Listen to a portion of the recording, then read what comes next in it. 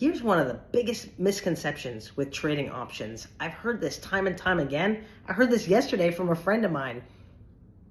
So many people mistakenly think that trading options, specifically selling options, is more risky than the traditional IRA that they already have, these mutual funds containing the same exact stocks. Here's the thing, guys. If you have an investment account, whether it be a non-retirement account or a retirement account, and you're trading that and you have mutual funds that have stock in there, you already have risk. You already have the fluctuation of the market. So if you compare that against selling options on good quality stock, selling options is actually lower risk than having mutual funds. Here's why. I want to explain to you another misconception in the trading universe. People think diversification, oh my gosh, I have a whole bunch of things, so that must be safer. No, that's not necessarily the case. Here's what it means when you sell options. And there are only two strategies that you need to know. I'm going to break it down so easy in this video. Stay until the end because I promise you, a light bulb is going to go off in your head by the end of this video. First of all, selling a put is this. All you're doing is you're saying you're going to buy a specific stock if it drops below a specific price before a specific date. I'm going to give you an example.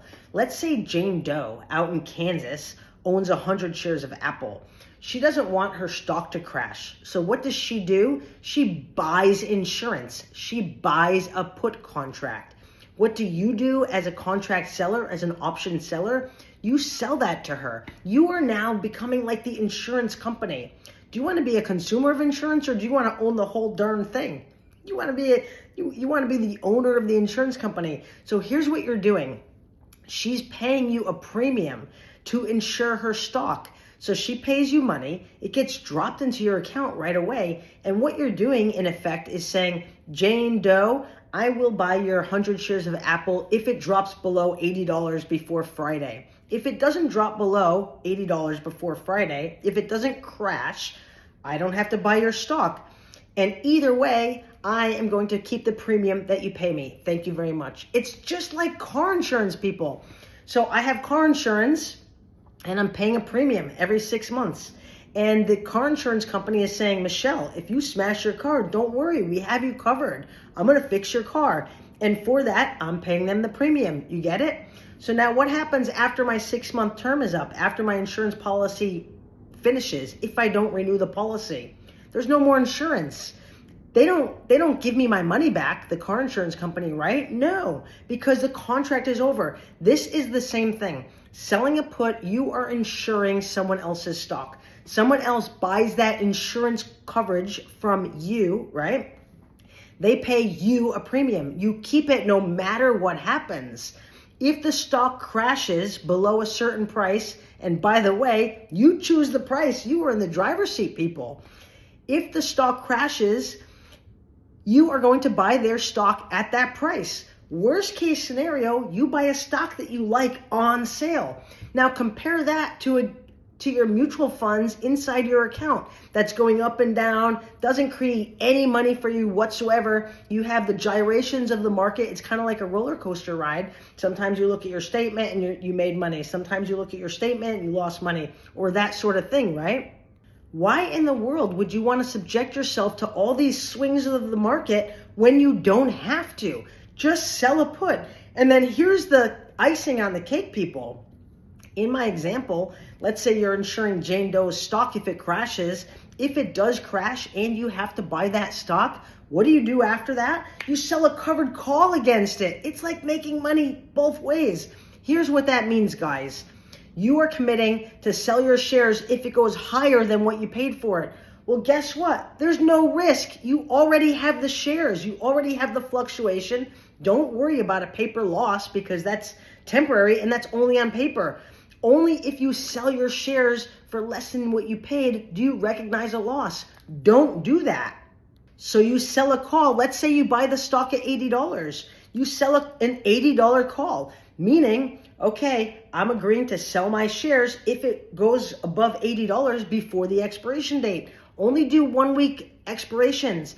People talk online about, that's not good, or all these different reasons. You know why I like 1 week expiration? I don't want to tie up my money for an extended period of time. I don't know what the market's going to do. I don't want to tie it up for that long. 1 week is good. And I want to make money every single week. Not just make money on paper, but I want to put cash in my pocket every single week. Here's what it is. Think of this as an analogy.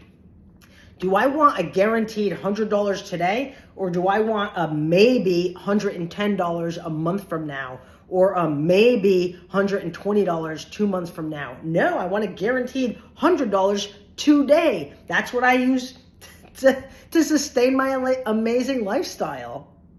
So when you're selling a covered call, you're just committing to sell your shares over what you paid.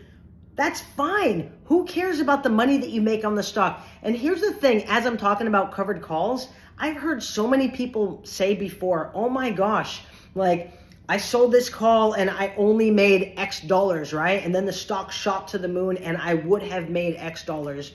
Don't do that. Listen, we are not playing baseball, swinging the bat and trying to hit a home run every single time.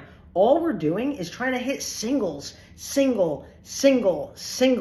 And the more singles that accumulate, and even sometimes you walk the bases, that is how you win the game. Trading options is so easy. I'm telling you, 2 strategies you need to know. Sell a put, sell a covered call. That is it. There's no one that I know of ever that put some effort into learning these 2 concepts and could not do it. You don't have to be a good math student. You don't have to be experienced in the stock market. You don't have to be looking at trade charting all day. No, you don't have to do that. Just pick a good stock that you like, a good stock that you wouldn't mind holding if you had to for an extended period of time, a solid company. And create yourself income every single week.